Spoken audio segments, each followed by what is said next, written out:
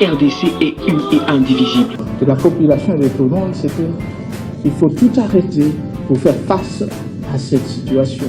Et que nous ferons de cette terre richement bénie un réel havre de paix, de prospérité et de progrès social.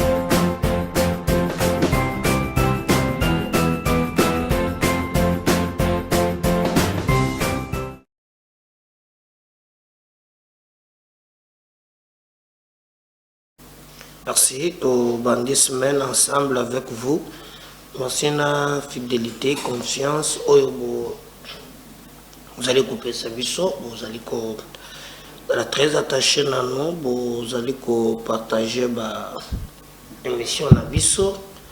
Merci Mingina Bande Konyonso, Bazali Awa, Bande Kubazana Lubumbashi. Monsieur Mogona Salaki Makambo Yabaka Tangue. Waouh! J'ai lu beaucoup de messages, merci. Merci na bande koba zola ndabiso na Lubero, oui. Lubero, oui, na mwa message belé kona. Merci pe na bande koba ndabiso na Diblin. Komoko komelinga ndeko meda, nous te suivons à Diblin.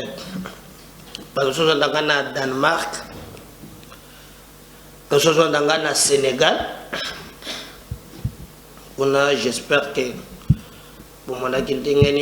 Sénégal a là 3-0. Bon.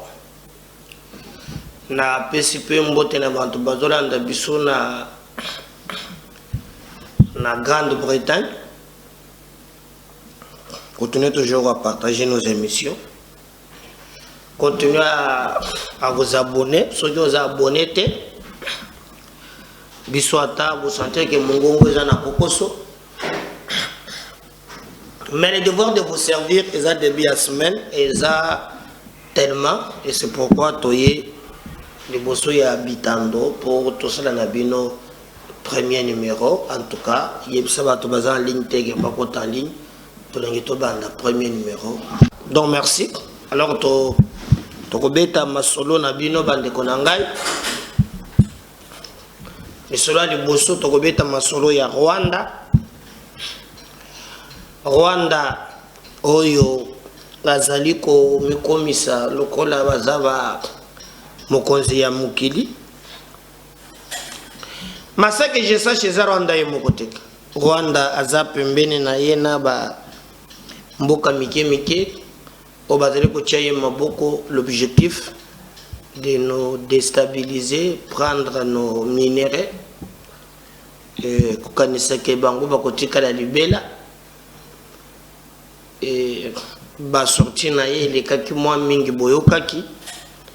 alors le président de la République, sans aller par le dos de la cuillère, il a souhaité répondre à ces petits sanguinaires de Kagame. Et là où je me réjouis, Ezali, que le président n'est pas allé par le dos de la cuillère. D'ailleurs, c'est l'une de mes propositions dans le Bakiango Ao. Comment lui, le Rwanda, peut être à mesure, il y a quoi appuyer le groupe armé. Peut le groupe armé ou le lote banda. Avec la compétition de la France, les États-Unis, Grande-Bretagne, Bayaka toujours insécuriser Congo. Mais Plénaire Nichar a défaitiste. Comment biso peut tokoki ko lever option T? Il y a quoi insécuriser Rwanda.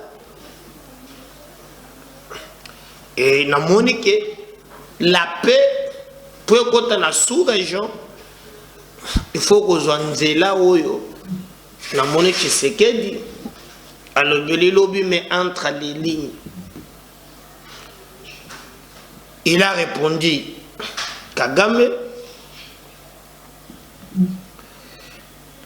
pour Kagame azali ko tota tolo ndenge mobomi bato.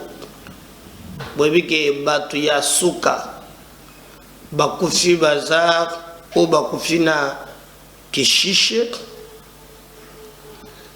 moi bato ebele on parle même de là de 120 quelques morts que Kagame a assassiné. Alors biso tozali komona likambo wana na lisu mosusu. Et nous travaillons même na optique ya trouver gain de cause pour être mboka na biso ezonga na mulongo ebima na maboko ya ces sanguinaires de Kagame. Bande Konangai, président de la République, à répondre à Kagame. Alobi na yeboy. Kagame azo tout atolo ndenga za mobomi ya batu po ba congolais mingi kanda e mataki même balobi congolais akobala na rwandaise te jamais. Je me souviens mon mariage moko salama ki andeko moko fala bala rwandaise bakomina étape moko boye famille batele balobi jamais toko sala de bala na ba rwandais. Alors un moko légitime il y a ba congolais bandaki komata contre ba rwandais. Tu sais que de Félix a bien pour éclaircir à lobby biso tozana bande kona biso na ba rwandais na problème te. Il ne faut pas qu'il y ait des étrangers, des ennemis. Il y a des Congolais, des Rwandais. Mais des ennemis du Congo, ils ont le régime. Il y a Kagame. Il a même dit, Frantz Moko, on a se pelé dans Guadeloupe, les Rwandais ont besoin de biso. Po ete bami bimisa na maboko il y a un sanguinaire comme Kagame. À ça j'ai aimé. Donc ba Rwandais pe baza pe na besoin na biso. Donc ba Congolais Bakokipe, un bon matin, quand il faut pour dire, si c'est possible, qu'on aide les Rwandais, pour être bami bimisa, pour bapema, kuna, c'est la dictature, kuna, c'est le sang, kuna, ces petits sanguinaires ne donnent pas l'occasion, même à l'opposition, pour te s'exprimer. Alors, à l'Obaki, pour naïe, il est grand temps que Bandekouana batika bisika. Alors, Nangambo Moussus, Bisoto Monique, Idewaneza Malam. Nayoka kawa bakatu ba FDLR Congo soutenaka ba FDLR makambu ya lukuta monté par Yemoko. Mais moi je suis d'accord que nous pouvons soutenir moi les Rwandais pour te tout dans la kimia ya libela ba se débarrasser na dictateur sanguinaire comme Kagame wanende tokopem. Regardez, na niveau d'Afrique, bayokana ki balobaki en tout cas, tiba 2020, il faut réduire Manduki. Parce qu'Afrique, ils ont gagné. Basinyaki mikanda, ya koloba iyo, esengeli, tout cela par tous les moyens pour être mandoké les latés. Mais malheureusement, tu sais qu'il y a lobby, des dirigeants comme ces sanguinaires de Kagame, bato ba fabrika usine ya liwa, au lieu ya koyoka ta soni, azo tuta tolo, a lobby, ye abomaka, ye asalaka boy. Donc, l'option au biso, to monique, eza ya koler la terre.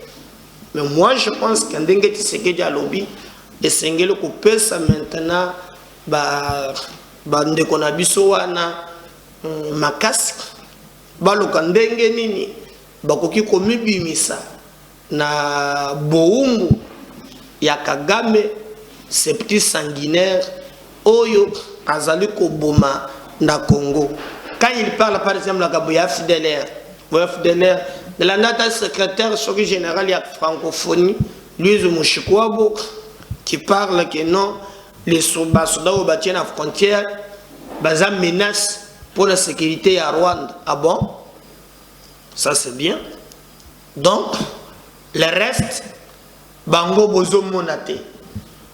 Oyo, bino bozo boma. Avec votre sanguinaire. Vous ne voyez pas ça? Hein? Vous ne voyez pas ça? Ils ont mawa mingi, mawa makasi. Donc, ils sont au Congo de Kambouandenge wanata. D'où Tolobi, maintenant que Brèche et puis Samuel Bisso, et que lui-même, le commandant suprême, à comprendre au bas congolais bandaki ko le bakala, je crois qu'ils devront mettre fin. Et c'est fort pour tous. L'FDLR ne tue pas au Rwanda. L'FDLR tue au Congo. D'ailleurs, il y a Souka. Et Zaba Oyo, Tobengani Awana Park. Donc, Boyebake, président de la République, a mené quand même qu'aux zones sa septie sanguinaire Nanzela pour abîmer qui peut. Azoto Tateolo.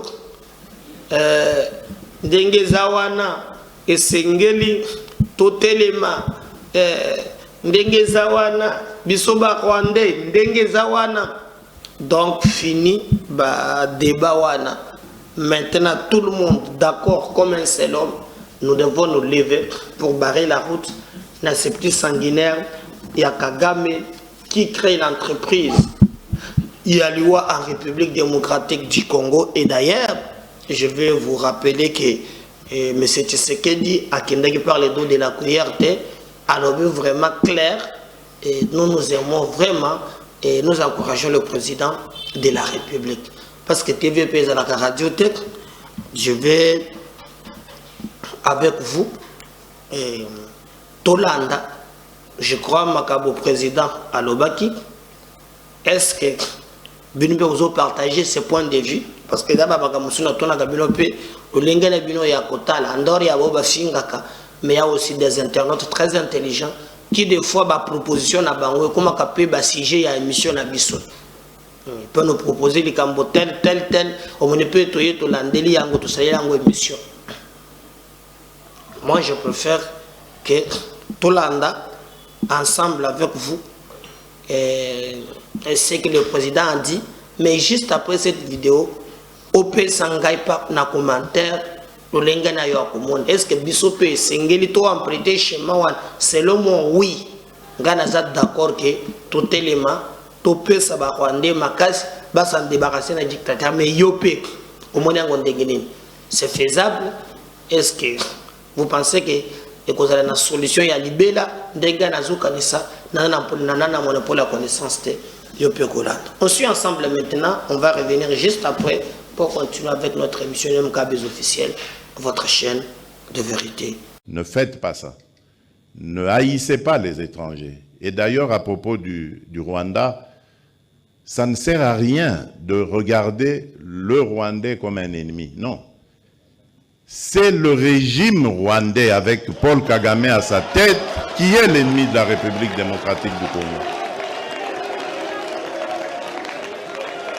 Les Rwandais et les Rwandaises sont nos frères et sœurs.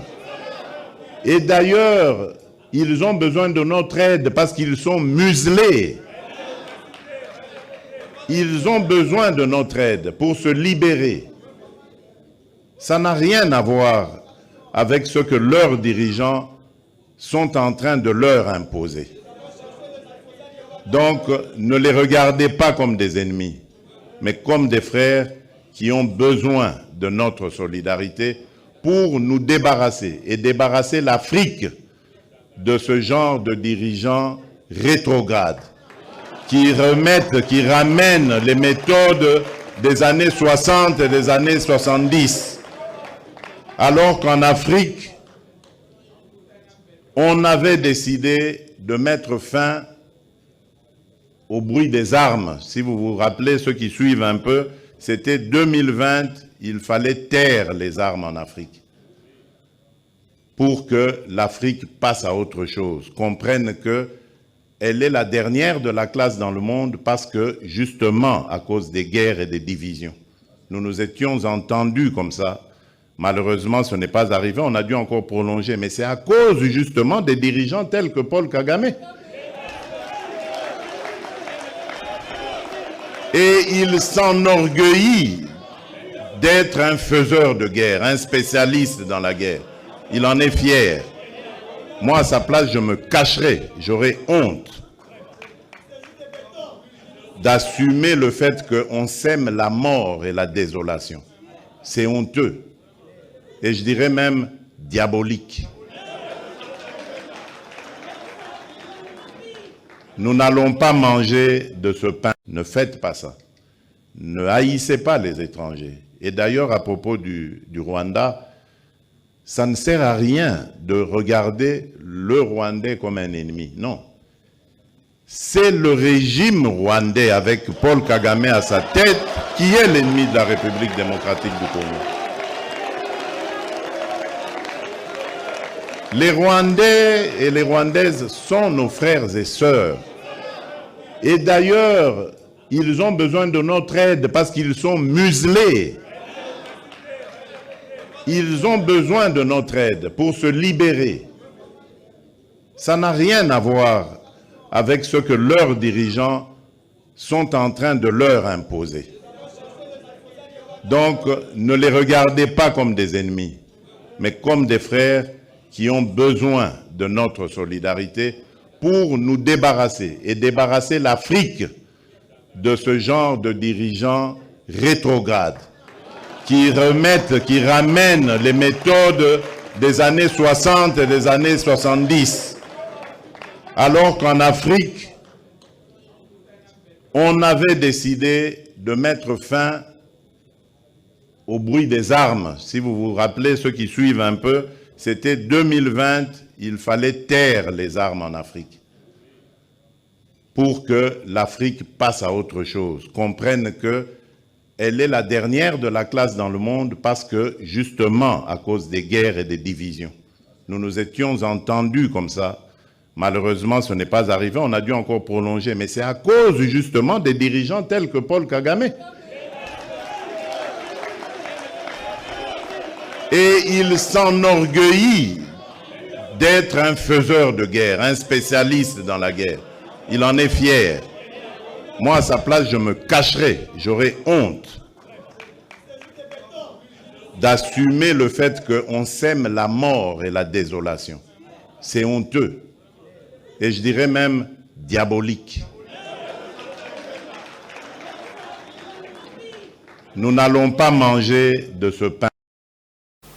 Donc, je crois Bolandik, et je vous avais même dit, il faut que vous avez une vidéo vous partagez pour voir pourquoi il s'agit. Alors, l'église catholique, lobby va organiser une marche, va tamboli Congo Mobimba, kakawana Kinshasa te, vraiment va tambolaki.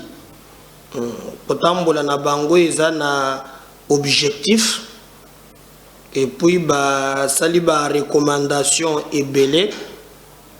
Donc ba tamboli awa ba paroisse nyonso libanda, mais je vais vous lire quand même avant la vidéo quelques recommandations nini ba sengi.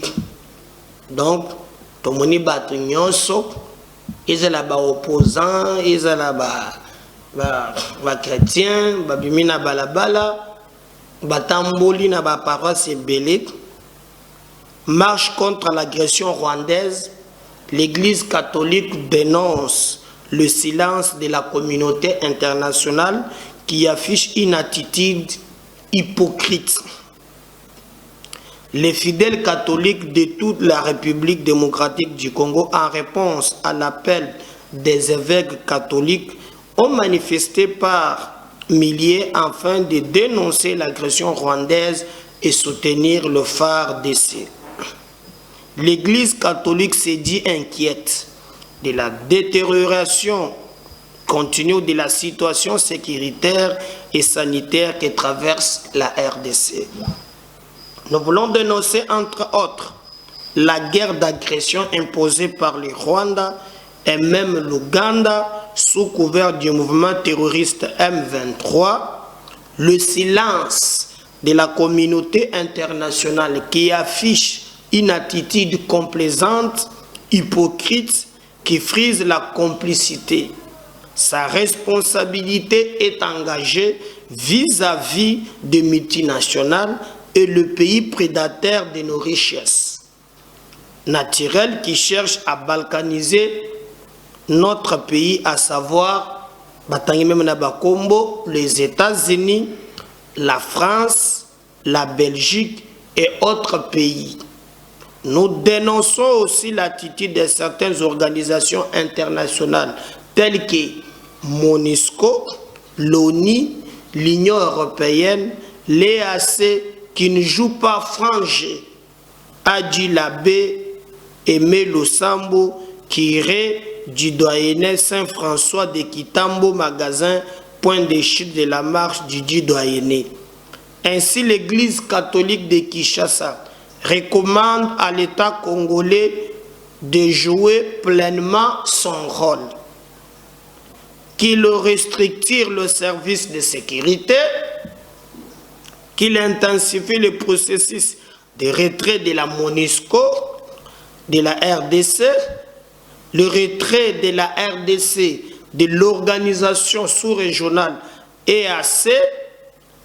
L'Église catholique s'inscrit en faux contre la mutualisation des forces armées, qu'il suspende la participation de la RDC à la francophonie, que le Parlement ratifie tous les accords internationaux avant toute sa signature par l'État, souligne cet abbé.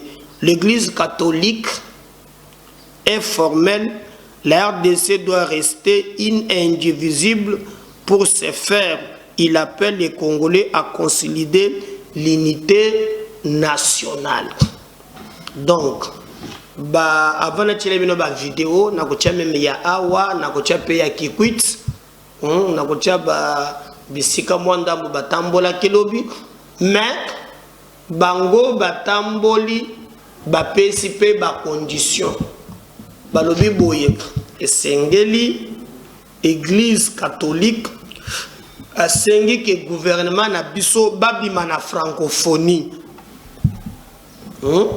Babima na francophonie pour bamoni francophonie eza musique oyo bati en place pour na kocha Congo à genoux. Balobi Congo abima na francophonie. D'ailleurs même ba sénateur ba utiko lo bayango mikolo utiko leka wakeno esengeli to bima na francophonie. Bon, je ne sais pas surtout comme pe na to banda ko lo anglais ndenge bango bazali ko souhaiter. Voilà, c'est un. Il y a mis balé, surtout la francophonie, Église catholique et boy mutualisation, auto salaki na ba Ougandais. Ils ont une mutualisation moko boy na ba Ougandais, to salaki pona kubundisa ba ADF. Et ba yo komona ke baza pe na raison mon humble avis que mutualisation wana et sala yelo ko moko te Ouganda a profité vraiment pour nous empoignarder dans les dos, parce que c'est pas l'Ouganda maintenant qui est toujours mona ba M23 bazwa bunagana. Et aujourd'hui bozo kake na sorti nyonso ya Kagame mwana oya Museveni aza toujours wana pona ko pesa ye makasi. D'où en tout cas catholique à lobby batamboli iyo mesengeli ba rompre RDC a rompre biloko wana ya mutualisation ba yokana kina ba Ugandais pambate ba Ugandais bazana ngambo na bisote ba Ugandais bazana ngambo ya Rwanda. Même marche moko soki de santé basalaki omoni mwana wana Museveni qui est devenu chef d'état-major. Apparemment c'est celui que Museveni prépare pour remplacer. Mais comme on a eu, aza vraiment monto oyo, aza pe na schéma ya Kagame. A combien ami na ye, donc Kagame azo préparé comment ba bomaka, comment ba kataka batu mitu, comment ba tangisaka batu makila, aza déjà na formation. Alors comment doit-on encore regarder ba militaire wana ao? Moi je pense que de ce côté-là, nazo pe église catholique raison. Esengeli kokata ninoan ba catholique basuki kaka wana te balobi lisusu balobi iyo totamboli me esengeli pe l'état ye moko abimanano na EAC po batu mingi batombola ke pe mungongo ko lebela likambwana esengeli be na EAC et permettre maintenant que ye moko l'état to batu mususu batia pression parce que EAC ezali ba pays ya est batu mingi ko to bandaka lo bakene tozongola na biso SADC parce que tozomona c'est que l'EAC ezali komemela biso te au contraire ezali nde ko boma biso davantage. Comment voulez-vous par exemple que bakei na round avec les groupes armés, troisième round bazo solo mais na Kenya na kati ya salle ba Rwandais ba kotisi ba pareil na bango na kati ya salle ba vérifier boye eza na bato oyo non qualifiés ba kotaki déjà na salle. Donc tout ce qui se faisait sur place ezo kende na Rwanda. Mais comment bato wana ba kotaki eza flou. Boyoka ke balobaki ke na corps ya Rwanda dans 48 heures soki et comique ba M23 balongote ba Rwandais pour bien dire force wana régionale et koya ko imposer bango balongwa si lelo eloko mogozo salema ezate. Donc vous allez comprendre que EAC wana ko ezalo kola MONUSCO bis. Ezalo kola MONUSCO bis. D'ailleurs dans le mouvement citoyen société civile batambola ki balobaki soki moyen ezali en tout cas babi managoma soto bazonge pa na bango bazomona utilité na bango te aussi longtemps que na front bazoko mate parce que jusque là na front ezaka ka FARDC montozo bundaye mokolo tina na bango ezomona na pété ezomona na pété d'où biso tolobi que en tout cas ceux qui magoki ezali bazonge pa na bango parce que lelo 48 heures les cas balobi que ceux qui balongote force on est ko déloger bango rien. Alors l'église catholique basengi balobi esengeli que gouvernement na biso abimana organisation sous-régionale wan babima parce que ezali na ngambu ya Congo te et ko sunga Congo te ngana moni bali na raison na kosenga biloko wana ezala bongo sinon pas tolengaki tomona déjà ba force oyo balobaki bakiti na terrain basali musala na bango ndenge longo bani mais tomoni basali yango ata mukete seki agenda ezali mususu pe catholique esengi ba retirer MONUSCO vraiment ba retirer yi ana droit lisusu te ya kozalela na biso awa na Congo. MONUSCO atika ni place MONUSCO atika place ba 5 départ ya MONUSCO 20 000 hommes qui ne font rien, ba touristes contre la société civile ba kizaka bango ke bango bazalaka pe en collaboration na ba rebelle yango monaka mingi soki likambo salema eza toujours peuple moto kenda ko kanga mituka wana bakangaka drone ngoko dernièrement côté ya ba mine drone ezwaka ba image ya ba rebelle te o drone bakangi ngo na bakare minier ya Monisco. C'est pour vous montrer à quel niveau complicité ezana iloko wana ya makasi complicité ya makalo. L'église catholique elobi ba sala noki ba accélérer ba permettre que bato ba longwa mboka na biso o basi ba sali ekoki bako kende. Alors moi je pense que na ba revendication na bango eza légitime et le gouvernement ayo kamatoy apesa bango soki likambo eza pour la république biso banso esengeli tondima pe to mona yango bato batambola ki de partout même message ba même revendication oyo bazali ko s'opposer na ba dénoncer France ba dénoncer États-Unis ba dénoncer ba mboka nyonso wana bino bonso je crois boyeki yango. Alors je vais vous laisser suivre quand même comment la manifestation est salamaki partout et nous allons revenir qui quitte qui chasse awa en tout cas batamboli de partout. Moi je préfère que Bolanda Bango comment l'église catholique a marché et nous allons revenir avec Voldy pour continuer notre émission.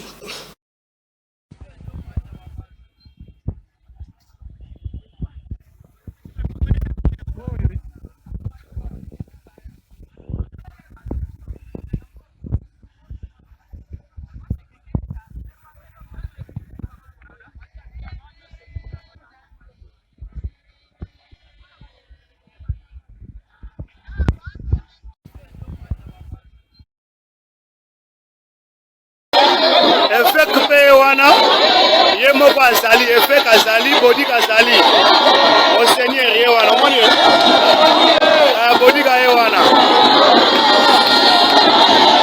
marche qui twitch eza récit kumbela rétroviseur kumba ngobo marche eza récit na qui twitch bila qui twitch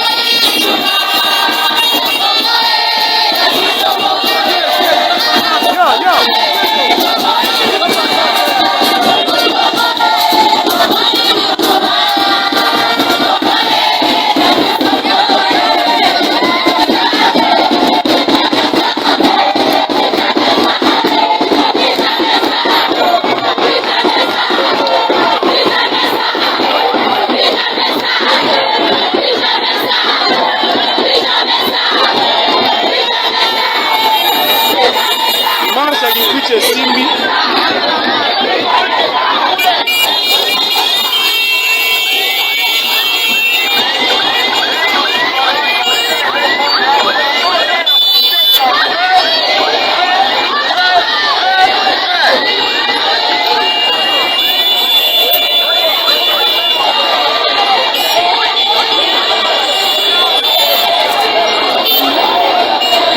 marche akikwiche tosi yango oyo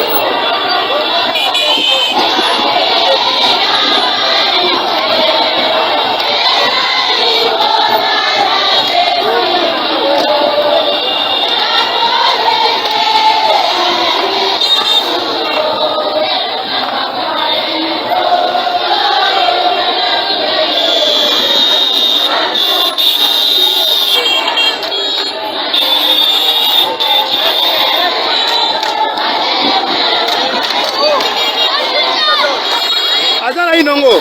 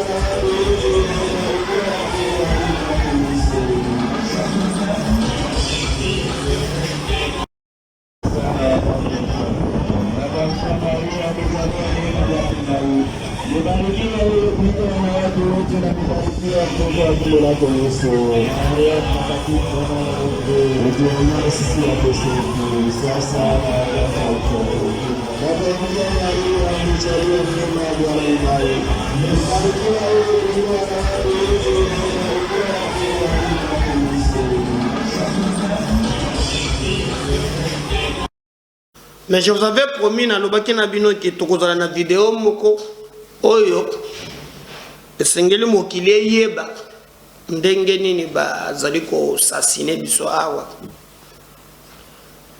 na senga kina bato mokolo na lobaki pardon bosala effort que ekomela bato nyonso ba proche na yo ba ndeko baza nzinga nzinga bayeba ko Congo on tue en silence bato bazolo batek pardon partager un lien oyo botala ce que le Rwanda fait en République démocratique du Congo botala binomoko boyoka makambo ya somo nzoka force commune eza déjà na Congo bande ko to se mobiliser mokile yeba to se mobiliser eza passé na ma en entre-temps biso c'est le débat ya Bozoba biso c'est nous devons commencer par porte-parole ya Kagame ce que Kagame fait toujours relier yango un sanguinaire qui ne connaît pas la démocratie qui ne parle des élections. J'ai vu certains banques conscients ba super yango ba ndoko lebela yango pasi na mawa tellement de colo toloba non ça suffit toloba non éco continuité ensemble nous sommes tous à la masse ensemble tout renverser ba donner mais bobo de la mboka pour mutu mususu oyo akoki ko bondela Congo ko le kabino azate mais boyo ce qui se passe au Congo pardon partager les ngai talandenga bazo massacré yoka ba fausse commune yoka ba Rwandais nde ba komi out on suit cet élément on va revenir juste après. Lorsque, au niveau de Nyabanira, dans le groupement de Mbinza, dans le territoire de Rutshuru, nos forces armées ont eu à pilonner sévèrement le jeudi dernier ces terroristes du M23 et leurs suppôts et leurs maîtres, les Rwandais.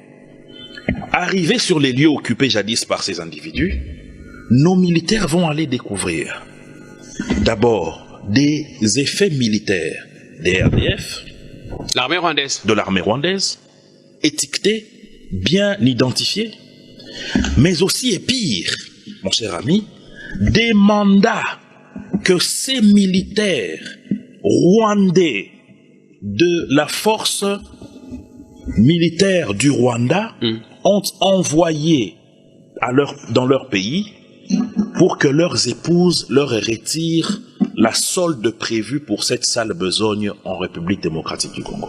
Voilà des documents que je vais laisser à votre disposition qui ont été retrouvés sur ces individus, écrits en Kinyarwanda avec des numéros de téléphone, les numéros de matricule de ces militaires, pire encore avec les identités de leurs épouses et le nom du colonel Mugabo, grandement connu à Kigali, qui est le parrain de cette vaste opération. Et là, maintenant, je m'apprête à vous choquer. Qu'est-ce que nos militaires découvrent en pire? Allez-y. Une fosse commune. Un endroit où certains activistes, certains Congolais, qui ont osé hausser le ton contre ces M23, ont été liquidés et enterrés dans des fosses communes. Comment est-ce que la communauté internationale peut rester silencieuse face à tout cela? Comment est-ce que ces médias périphériques qui disent défendre la démocratie, défendre les droits de l'homme, peuvent se permettre de se taire face à cette vérité? Mais qu'est-ce qu'ils relayent, eux? Ils ne font que relayer les communiqués du M23, ils ne font que communiquer les informations liées à... D'abord, qu'est-ce qui prouve que toutes ces preuves sont authentiques? Voilà pourquoi je vous les laisse, vous êtes un journaliste chevronné. Vous savez que nous avons une armée aujourd'hui qui est organisée. Vous savez qu'il y a une loi appelée loi Moïse Nyarugabo qui vous donne l'autorisation de contre-vérifier ce que je vous dis auprès de l'armée. Ayez ces éléments, allez contre-vérifier. Vous allez vous rendre compte que tous ces éléments sont réels. En plus, d'occuper Bunagana, le Rwanda...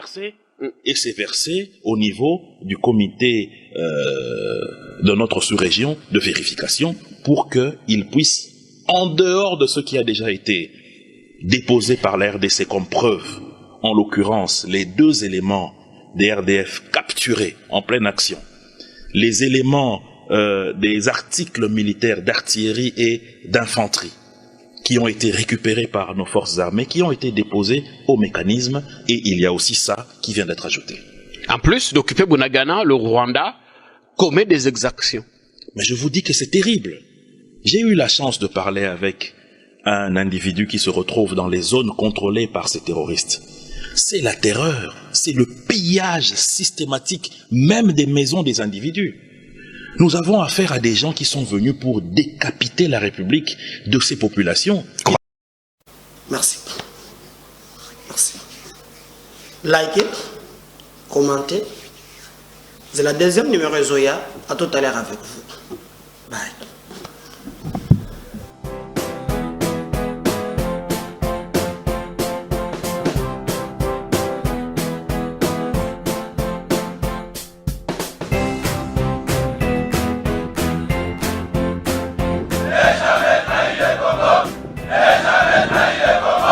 La RDC est une et indivisible. De la population et de tout le monde, c'était il faut tout arrêter pour faire face à cette situation.